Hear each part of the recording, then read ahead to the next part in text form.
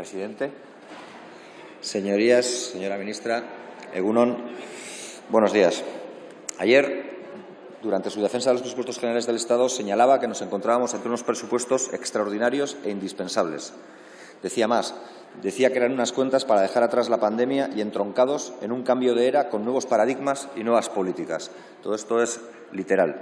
Por tanto, y dada la profundidad de lo señalado, de lo que se trataría en este debate es de ver si esas palabras se ajustan a los hechos. Si detrás de las mareantes cifras, y no olvidemos que detrás de esas cifras hay personas, hay políticas decididas para recuperar derechos, para erradicar la pobreza, para poner al alcance de todos y todas condiciones materiales para desarrollar vidas dignas, o si, por el contrario, seguimos atrapados en los mismos paradigmas y modelos económicos que han venido sosteniéndose con mayor o menor devoción y o sumisión por unos y otros gobiernos de diferente signo. Hoy, este Gobierno superará la primera votación para continuar con el proceso que ha de culminar en una hipotética aprobación de los presupuestos. Y lo hará aprobar o tirar atrás hoy las enmiendas a la totalidad gracias, nuevamente, al apoyo de las fuerzas soberanistas de izquierda de este hemiciclo. En Euskal Herria Bildu nos expresamos con claridad y queremos seguir haciéndolo. La razón de que no hayamos presentado enmienda a la totalidad no es otra que nuestra voluntad sincera para generar condiciones que favorezcan la consecución de un buen acuerdo. Un acuerdo que mejore la vida de vascos y vascas, así como de la mayoría social y trabajadora del resto del Estado. Esa y no otra es nuestra voluntad, esa y no otra es nuestra meta en esta negociación presupuestaria. Siempre hemos actuado con responsabilidad y le confesaré que hemos actuado más con sentido común o instinto de clase que con sentido de Estado, del que ya le reconozco que carecemos. Pero así seguiremos haciéndolo. Lo hemos demostrado en innumerables ocasiones y así actuaremos una vez más. Pero nuestra responsabilidad no puede ni debe ser entendida como un cheque en blanco, porque nuestra responsabilidad y nuestro compromiso es para con la ciudadanía vasca, no con este Gobierno. Que nadie se ofenda, pero solo nos debemos y nos sometemos a ellos y a ellas, a las gentes de nuestro país, de Euskal Herria. Por eso, también queremos señalar de forma muy clara que desde hoy y hasta la aprobación definitiva o no de los presupuestos generales del Estado, el Gobierno deberá ganarse nuestros votos alcanzando para ello un buen acuerdo en las materias económicas y sociales que hemos planteado. Y aquí, quizás en una única vez, en que tiene razón la menguante fuerza naranja cuando dice que somos insaciables. Seremos insaciables hasta conseguir que se recuperen derechos y que se recupere la dignidad en las vidas de la gente. Porque lo que planteamos, nuestras exigencias, son demandas cuyo único objetivo es mejorar las condiciones económicas, sociales y laborales de la ciudadanía vasca, a la par que mejorar también las vidas de los y las trabajadoras de este Estado. Porque probablemente no compartamos el mismo pueblo ni la misma nación, pero sí pertenecemos a la misma clase. Ese es nuestro objetivo y por eso seguimos trabajando y negociando. Señorías del Partido Socialista Obrero Español y de Podemos, no nos gustan los actuales presupuestos tal y como están en la actualidad. Eso van a entender, después de escuchar la intervención, que es una obviedad, porque aun reconociendo el esfuerzo en algunas materias, y lo reconocemos, echamos en falta mayor ambición para revertir los recortes de derechos que diferentes gobiernos han impuesto a la clase trabajadora durante décadas. Porque que aumentan las partidas en prácticamente todos los departamentos es cierto, y no está mal. No está mal, salvo con la salvedad que entenderá de la Casa Real, de Interior o de Defensa. Pero más allá de ese incremento presupuestario en todas las partidas de los presupuestos, ¿se están sentando las bases para una transformación real del Estado y su ruptura con el modelo socioeconómico que soportamos?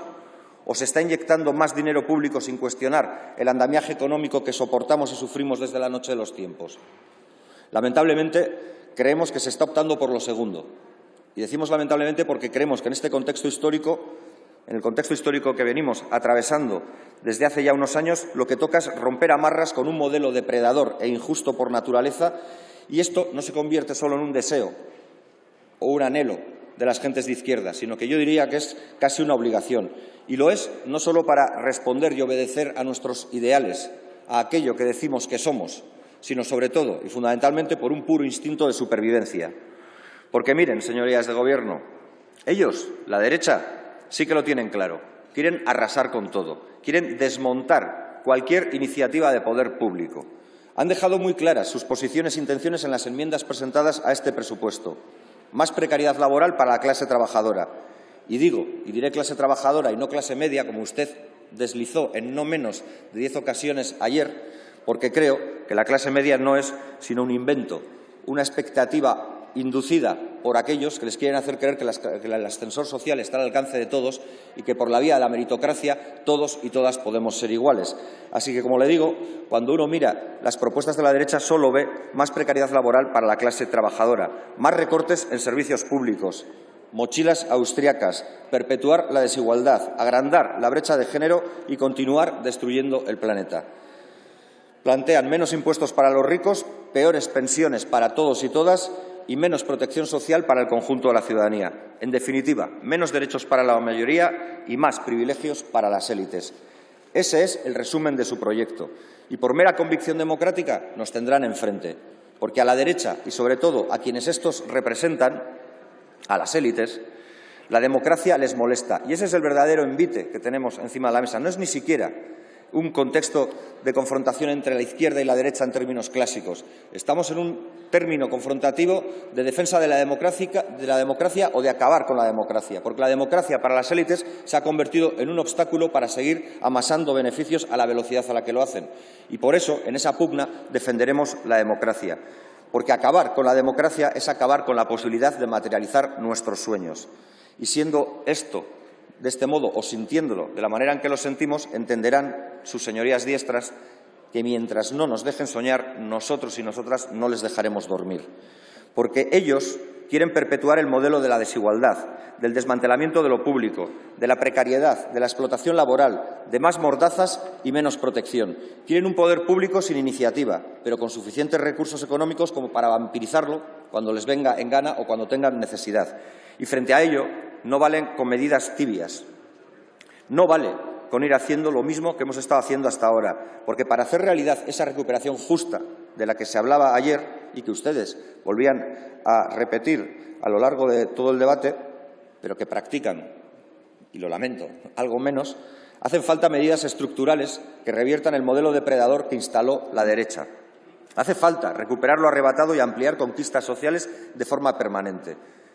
Hay que convertir lo extraordinario en permanente. No vale con señalar que tomamos medidas extraordinarias para hacer frente a situaciones de excepcionalidad, como por ejemplo el impago de la luz o el impago o la imposibilidad de pago de la hipoteca, sino convertir el derecho a una vivienda y el derecho a los suministros básicos garantizados como una norma, como una constante, como una permanente en la acción de un Gobierno que se dice progresista. Hace falta, como le decía, recuperar lo arrebatado y ampliar esas conquistas sociales. Y por eso creemos que, junto a estos presupuestos, son las reformas que debatiremos y votaremos las próximas semanas y meses las que de verdad marcarán el rumbo de este Gobierno. Y creo que, al marcar el rumbo de este Gobierno, marcarán también el rumbo de este Estado. Lo hemos dicho muchas veces. Nosotros y nosotras no valoramos las palabras, valoramos los hechos. No nos bastan las promesas, queremos acciones. Porque conviene no olvidarlo. Este presupuesto, y se recordaba ayer mismo también por la señora ministra, es el presupuesto más inversor de la historia, pero se hace en un contexto determinado. Y yo quiero detenerme en algunos datos o en algunos elementos que ayudan a entender mejor el contexto del que estamos hablando. Quiero hablar del porcentaje de población del Estado español que nunca baja del 18%, que se mueve en la franja entre el 18% y el 22% de los 47 millones, es decir, hablamos de varios millones de personas en el Estado español que desde el año 1995 hasta el año 2021 viven en eso que se llama la pobreza o el riesgo severo de pobreza. ¿Qué Estado que se quiere justo, qué Estado que se dice democrático y que se dice que aspira a redistribuir la riqueza puede soportar el filtro democrático de aguantar que más de 7 millones de personas tengan que vivir de manera permanente en pobreza o en riesgo de exclusión? Porque eso ha sido una constante, haya o no haya habido crecimiento. Ha sido una constante en los años de bonanza económica y en los años de crisis económica. Siempre, en todo momento, en el modelo económico que impera en el Estado español, ha habido bolsas de pobreza intolerables para cualquiera que aspire a una verdadera justicia social. La pobreza y la exclusión social en sociedades opulentas no es solo una anomalía, es una aberración, es la constatación de que la aporofobia, el odio a los pobres, existe. Y eso es una urgencia histórica que hay que resolver.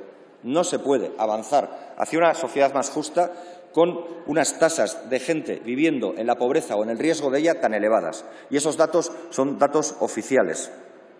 Pero le daré otro dato, otra realidad. Hay un teléfono por ahí que me va a sonar.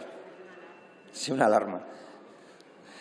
Como decía, le daré otro dato, la tasa del paro juvenil. La tasa del paro juvenil sigue siendo insostenible. Si no, no sé dónde es. Como decía, la tasa del paro juvenil sigue siendo insostenible. Un segundo, señora. Y aprovecho ya para pedir de nuevo silencio, por favor. Hay que hacer como en los cines, lo de apagar los móviles como en los modo avión, ¿no? Bueno, como le decía, la tasa de paro juvenil sigue siendo insostenible. Otro dato que conviene que no olvidemos cuando hablamos de debates sobre presupuestos generales del Estado. Un 37,1 de paro juvenil tiene el Estado español. La media europea está en el 17,3, la de la zona euro. Y ese dato nos interpela a todos y a todas y nos debiera alejar de cualquier análisis triunfalista sobre este presupuesto o sobre cualquier otra iniciativa. Estemos a favor o en contra de la misma. Máxime si tenemos en cuenta que la dramática tasa de desempleo juvenil viene acompañada de un mercado laboral que les incorpora con salarios precarios y con índices tan altos de temporalidad que les impiden pensar en tener un futuro planificado, en tener un proyecto de vida mínimamente pensado. Y eso lo único que constata es que, a día de hoy, este Estado o este país, si lo prefieren, no es país para jóvenes. Y hablaré de otro dato que también conviene tener en cuenta cuando hablamos de los presupuestos. Es el de la brecha salarial entre mujeres y hombres, que hoy, aquí, en el Estado español, todavía sigue rondando el 20%, exactamente el 19,51%, lo que significa que, de media, las mujeres cobran unos 5.000 euros anuales menos que los hombres, datos del Instituto Nacional de Estadística. Esa es una realidad dolorosa e injusta que se ceba precisamente con las mujeres, con aquellas que de forma mayoritaria sostienen el pulso de la vida y los cuidados también en los tiempos difíciles. Y no hace falta sino mirar a las calles. Nosotros lo vemos en Guipúzcoa cuando vemos a las mujeres y a las trabajadoras de las residencias en un conflicto durante más de 2 años para defender condiciones laborales dignas. Y eso es la mejor expresión también, para quien a veces no entiende alguna terminología, de lo que significa el capitalismo patriarcal. Y termino con otro dato. Estamos asistiendo a un cortocircuito del mercado global que va a ir a más, y no conviene olvidarlo. Cuando hablamos de una nueva era, tenemos que entender que esa nueva era viene marcada por un cortocircuito en el mercado global, donde lo extraordinario cada vez lo es menos, porque cada vez va a ser menos extraordinario que nos vengan temporales, que nos vengan apagones, que nos vengan desabastecimientos, que tengamos dificultades, porque los efectos del cambio climático también aquí se manifiestan con más frecuencia y diría que con más virulencia. Si no entendemos el carácter finito de los recursos del planeta, si creemos que los recursos finitos del planeta pueden dar de sí tanto como para que sigamos extrayendo todo lo que queremos o todo lo que quiere el capitalismo global, lo único que haremos será acelerar el camino hacia la destrucción, el camino hacia el colapso. Por eso pasa lo que pasa. Por eso se cortocircuita todo cuando vemos que la interconexión, la especialización y el abastecimiento que formaban parte del dogma del capitalismo global se vienen abajo de una manera tan súbita, tan precipitada y tan dolorosa para los bolsillos de la gente, ya sea en facturas de la luz o ya sea en falta de suministros básicos. O paramos de crecer de cualquier manera y a cualquier precio o no habrá futuro para nadie. Y frente a este panorama lo que planteamos es una intervención pública más decidida, más fuerte, más sostenida y con una orientación más clara de ruptura con el modelo actual, con el paradigma actual. Y creemos que hay que hacerlo en diferentes campos, algunos que aluden directamente a los presupuestos generales del Estado y otros que son colaterales. Le citaré algunos de ellos. Uno tiene que ver con la reforma fiscal. Hace falta una reforma fiscal profunda. Ya ha dicho que está esperando las conclusiones del comité de expertos, pero ya se pueden decir cosas en los presupuestos que señalen que hay que poner, por ejemplo, un impuesto a las grandes fortunas, que hay que poner un impuesto a la banca, que hay que poner un impuesto a las grandes empresas y sociedades, más allá del 15% que ahora se plantea en el mundo. Y no entendemos tampoco que no aparezca el impuesto a los envases de plástico ni el que grava el depósito o la incineración de residuos. Ahora que todo el mundo presume de alta concienciación climática, ahora que todo el mundo mira a la COP26 y sabe dónde está Glasgow, también sería bueno que entendiéramos que hace falta hacer mucho más también en materia fiscal o en fiscalidad ambiental o verde en esta realidad. Y es probable que me puedan argumentar como respuesta que esto no viene incluido porque se va a tratar en la ley de residuos. Pero es que esa misma lógica se la podría devolver yo porque sí que han incluido otros impuestos, como por ejemplo el de la reducción de las bonificaciones fiscales a entidades que se dedican al alquiler de vivienda, bajándola del 85 al 40%, que también tendría que venir en la ley de vivienda que vamos a discutir dentro de unos meses y que no ha sido óbice o obstáculo para incluirlo ahora. Luego, se podía haber incluido el impuesto a los envases de plástico o el de la incineración de residuos. Porque lo que tenemos claro ahora es que sabemos quiénes se han recuperado bien de la crisis: los ricos y las grandes empresas. Esta semana se conocía que las 100 personas más ricas del Estado acumulan ya más de 153.575 millones de euros, aumentando en un solo año, el año de la fatídica pandemia, sus beneficios en más de 26.000 millones de euros. Cabe recordar, de nuevo, ya que hablamos de dinero, que Endesa en el año 2020 ganó 1.394 millones de euros, que Iberdrola ganó 3.610 millones de euros de beneficio neto en 2020, que el BBVA ha ganado 3.300 millones en lo que va de año y hasta el tercer trimestre, o que el Santander en su primer semestre cierra cuentas con beneficios de 3.570 millones de euros. Muéstrese fuerte con los poderosos, porque hacerlo con los débiles es muy fácil, pero además es injusto. Es mucho mejor ser fuerte con los poderosos y hacerles que paguen lo que tienen que pagar. No solo porque pueden, sino porque además deben. Y también tienen que actuar de manera mucho más decidida en las pensiones. Y soy claro también ahí. Nosotros no vamos a aceptar recortes ni el endurecimiento de condiciones en las pensiones. No vamos a aceptar retrasar la edad de jubilación. No vamos a aceptar alargar el periodo de cotización y no vamos a aceptar que se penalicen las jubilaciones anticipadas. Porque es verdad que hay un esfuerzo inversor muy grande en pensiones en este presupuesto, y lo reconocemos, pero no es menos cierto que ese esfuerzo inversor se puede ver eclipsado por la subida de los precios. Es decir, que el aumento de las pensiones puede hacer que incluso, pese a ese esfuerzo, se devalúen porque el precio de las cosas ha subido bastante más que el incremento propuesto en los presupuestos. Y ahí se puede y se debe hacer algo más. Y también se debe hacer algo más en lo que tiene que ver con los fondos europeos.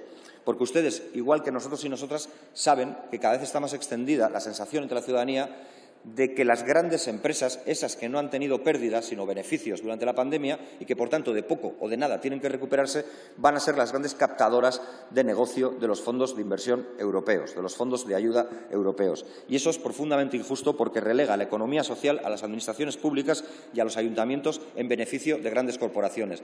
Es obsceno que consultoras jueguen a ser juez y parte en el reparto de los fondos, que estén contratadas por administraciones públicas para pelear los fondos y a la vez por las grandes empresas para obtener los fondos. Y eso tendría que atajarse. Y quiero hablar también de la reforma laboral, del mercado laboral. Señora ministra, señorías del Partido Socialista, tengan una cosa clara, porque me expreso con claridad. Si no derogan la reforma laboral, si no cumplen con su palabra y con los acuerdos suscritos por ustedes, es muy probable que pierdan las elecciones. Y serán ustedes los únicos responsables de que gobierne la derecha por no cumplir con las promesas. Ni una parte muy importante de la ciudadanía, ni nosotras y nosotros, nos importa el quién, nos importa el qué. Lo que nos importa es que se cumpla y derogue la reforma laboral. Todos los aspectos que han recortado los derechos de los y las trabajadoras. Todos. Y lo subrayamos, todos. Porque escuchamos hablar de reformar, equilibrar, mejorar, actualizar, modernizar, un sinfín de eufemismos de la rica lengua castellana, para no decir derogar todos los aspectos dañinos, todos.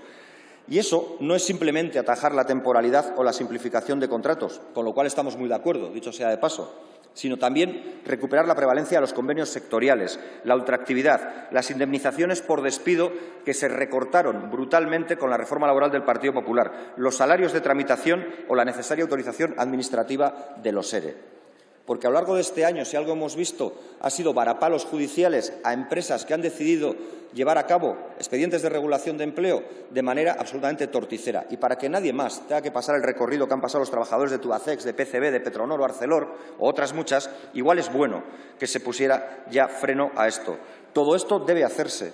Y mucho nos tememos, señorías del Partido Socialista y de Podemos, que esto ahora mismo no es prioridad en el Gobierno, que lo que plantean es una derogación parcial y no total de todos los aspectos lesivos de la reforma laboral. ¿Por qué? Porque pretenden que la patronal les dé permiso para hacerlo y les diga hasta dónde pueden llegar. Y eso que ustedes señalan como diálogo social, nosotros lo entendemos como veto patronal.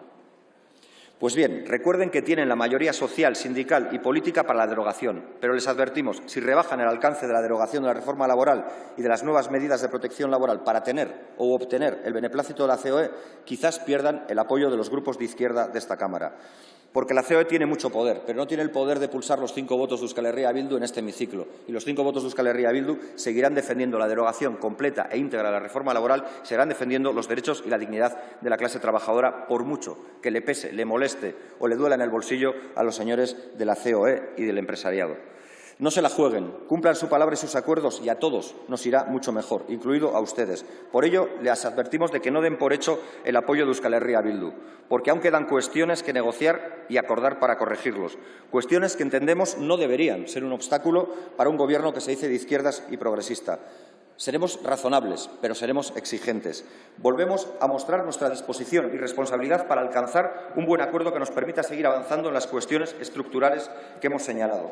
Un acuerdo que mantenga abierta la oportunidad de fijar un nuevo rumbo en nuestro país y en este Estado. No la desaprovechen. Besterik ez, mila esker. Muchas gracias, señor Matute.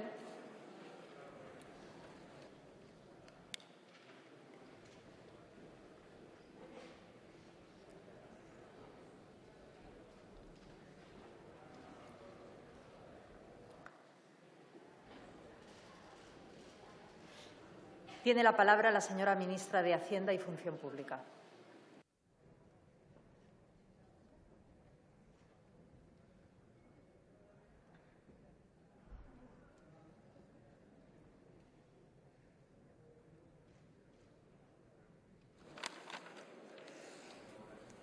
Muchas gracias, señora presidenta. Señor Matute, le voy a decir una cosa que seguro que empezará a agitar a los miembros, a los diputados de la bancada de la derecha. Le agradezco el tono de su intervención, por mucho que a algunos le moleste el que yo lo diga. Y también le agradezco su disposición a poder llegar a un acuerdo con motivo de los presupuestos.